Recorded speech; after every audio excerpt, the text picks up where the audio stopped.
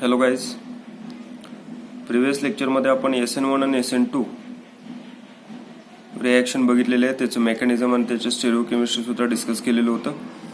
या लेक्चरमध्ये आपल्याला न्यूक्लियोफिलिक सबस्टिट्यूशन रिॲक्शनच बघायचे आहे. पण थोडंसं प्रिव्हियस लेक्चरचं थोडंसं आपण SN1 आणि SN2 मध्ये जे काही अल्किल हॅलाइड्सचे टाइप्स बघितले ते अल्किल हॅलाइड्सचे टाइप्स थोडेसे विचारत घेऊया.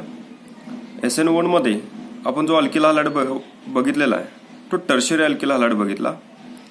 SN2 रिॲक्शन मध्ये जो अल्किल हॅलाइड बघितला तो प्रायमरी अल्किल हॅलाइड बघितला. म्हणजेच primary alkyl halide shows SN2 reaction, tertiary alkyl halide shows SN1 reaction.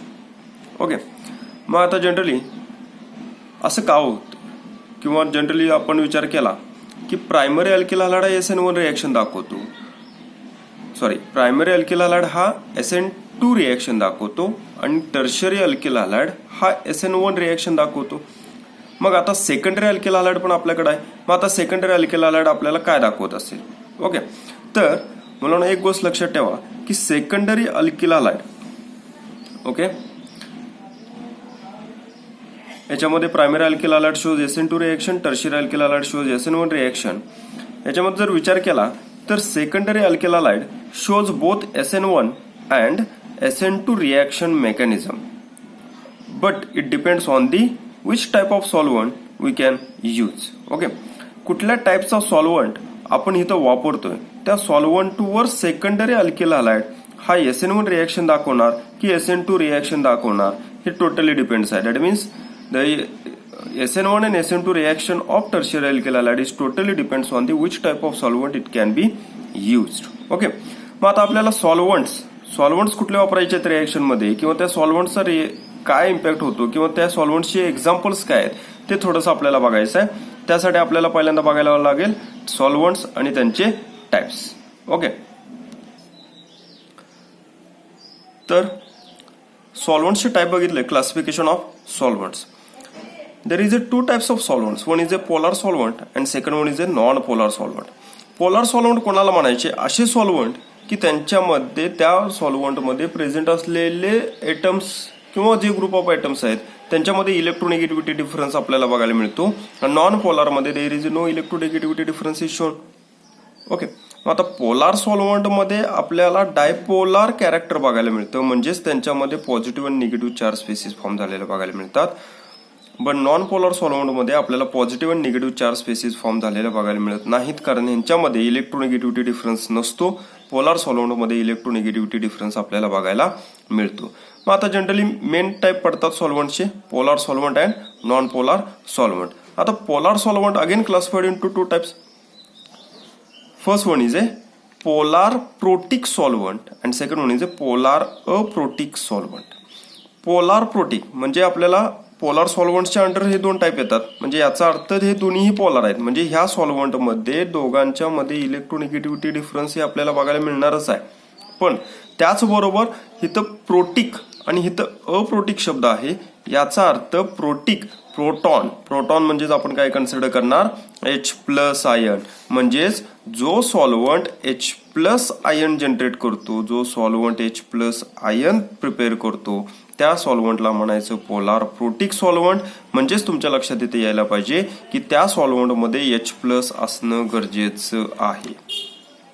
Okay, आणि पोलार अप्रोटिक सॉल्व्हंट प्रोटिक म्हणजेच नॉन प्रोटिक म्हणजे ज्या सॉल्व्हंटमध्ये H+ आयन फॉर्म होत नाही.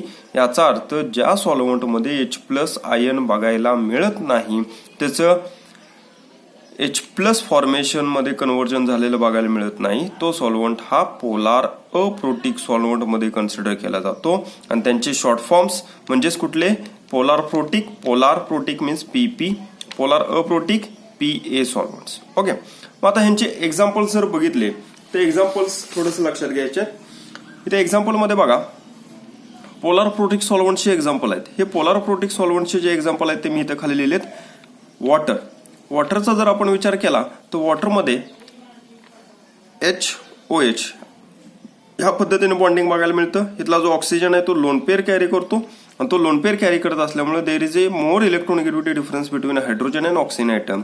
That means after bond dissociation there is a formation of H plus and OH minus ion. म्हणजे इथं H plus form होतो. H plus form होतो म्हणजेच काय झाला, तो पोलार प्रोटिक सॉल्व्हंट बघायला मिळतो. हा वॉटर आहे तो पोलार प्रोटिक सॉल्व्हंट आहे.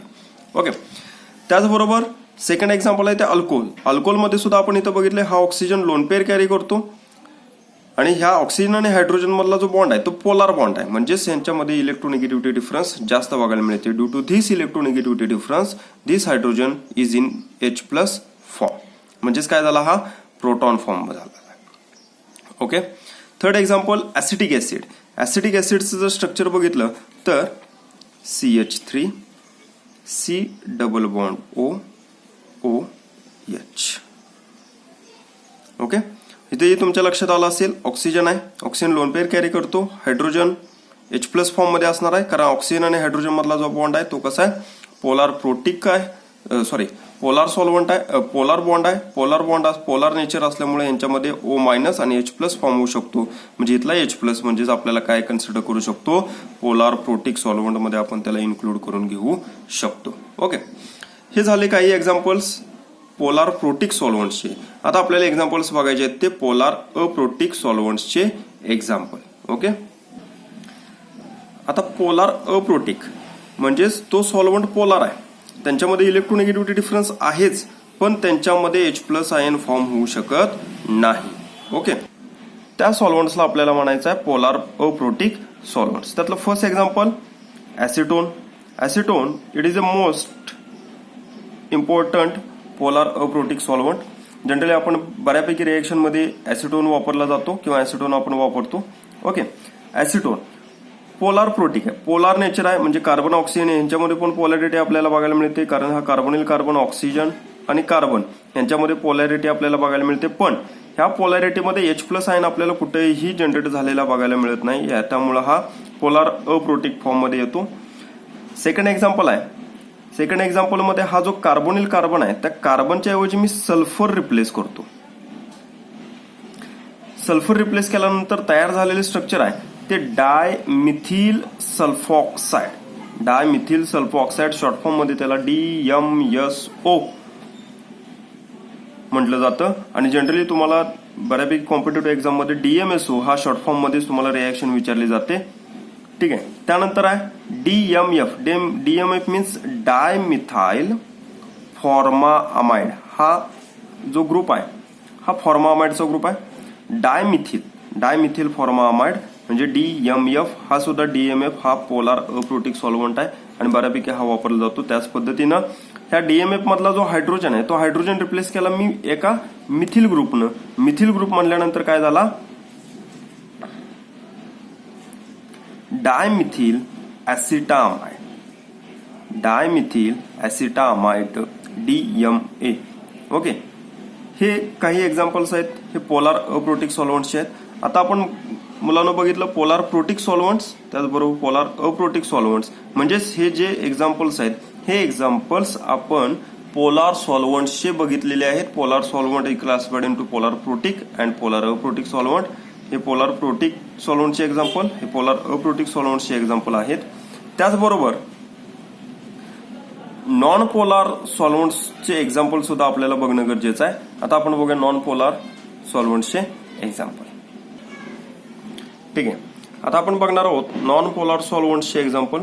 नॉन पोलार सॉल्व्हंटमध्ये असे मॉलिक्युल असतात की त्यांच्यामध्ये इलेक्ट्रोनिगेटिव्हिटी डिफरन्स बघायला मिळत नाही.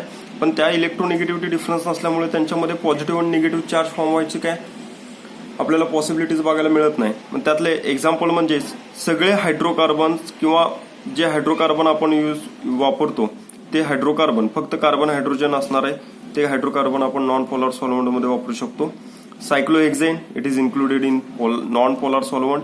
Benzene is also included in non polar solvents. असे काही एक्झाम्पल्स आहेत हे नॉन पोलार सॉल्व्हंट्सचे आहेत. म्हणजेच SN1 and SN2 reaction of secondary alkyl halide is totally depends on the which type of solvent we can use. If the polar solvent and non-polar solvent. पण आपल्याला वापरायचे आहेत लक्षात ठेवा पोलार सॉल्व्हंटच वापरायचे आहेत पण त्यातले पोलार प्रोटिक का पोलार अप्रोटिक याच्यावर SN1 or SN2 रिएक्शनचं मेकॅनिझम सेकंडरी अल्किल हॅलाइडचं टोटली डिपेंड आहे. ओके ओके आता आपण एक्झाम्पल बघूया. एक्झाम्पल घेतलाय हा सेकंडरी अल्किल हॅलाइड आहे. This secondary alkyl halide is reacted with polar protic solvent and also it is reacted with polar aprotic solvent.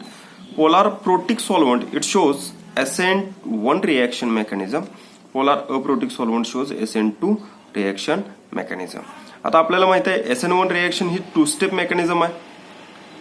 SN2 reaction he 1 step mechanism दाखवते. या 2 step मध्ये first step carbocation form होते आणि second step मध्ये product form होतो. आणि या 1 step मध्ये जो इंटरमिजिएट आहे तो इंटरमिजिएट मध्ये bond breaking and bond making process ह्या सायमल्टेनियसली बघायला मिळतात. ओके ठीक आहे. आता एक एक्झाम्पल घेऊया. इथे एक्झाम्पल घेतलंय 2 क्लोरोप्रोपेनचं. 2 chloropropane is reacted with water. 2 chloropropane is reacted with DMF. Water हा पोलार प्रोटिक सॉल्वंट आहे. DMF पोलार अप्रोटिक सॉल्वंट आहे.